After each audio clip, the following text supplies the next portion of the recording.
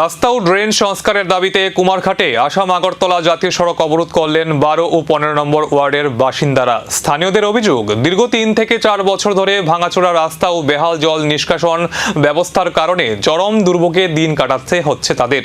সামান্য বৃষ্টিতেই জল ঢুকে পড়ছে বাড়িঘর ও রান্নাঘরে। দুর্ঘটনাও ঘটছে নিত্যদিন। বারবার পৌর পরিষদ ও প্রশাসনের দ্বারস্থ হলেও সমস্যার স্থায়ী সমাধান না হওয়ায় ক্ষুব্ধ বাসিন্দারা। সারদাপল্লী সংলগ্ন জাতীয় সড়কে অবরোধে শামিল হন তারা। এর জেরে সড়কের দুপাশে আটকে পড়ে অসংখ্য পণ্যবাহী লরি, যাত্রীবাহী বাস এবং ছোট বড় যানবাহন। আন্দোলনকারী সাধনা দেব অভিযোগ করেন, বালু বোঝাই ভারী যানবাহনের কারণেই রাস্তার অবস্থা আরো খারাপ হয়েছে। দ্রুত রাস্তা ও ড্রেন সংস্কারের পাশাপাশি ভারী যান চলাচল নিয়ন্ত্রণের দাবিও জানান তিনি। অবরোধ করছে সারদাপল্লীর রাস্তা ঠিক হইতো, এছাড়া বালির গাড়ি বন্ধ হইতো। আমরা 3টা বালির ঘাট বন্ধ হইতো আর আমরা রাস্তা ঠিক হইতো। ধনী চক্রবর্তী, রাহুল দাস আর ওদিকে হয়েছে লিটন দাস।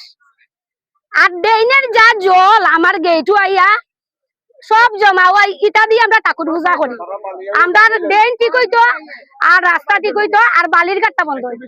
আমরা জানাইছি, তারা উঠা কইছে তারা কিতা করতো। কাউন্সিলর যে তাইন বয়স্ক মানুষ তান্ডে কোয়া আইছে, তাইন উঠা কইছে আমার কিছু করার নাই রে মাই। তো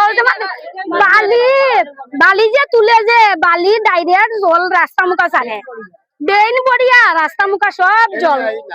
আশ্বাসে আপাতত স্বাভাবিক হয়েছে যান চলাচল, কিন্তু প্রতিশ্রুতি বাস্তবায়িত হবে নাকি ফের রাস্তায় নামবেন বাসিন্দারা, সেদিকেই নজর এখন কুমারঘাটবাসীদের।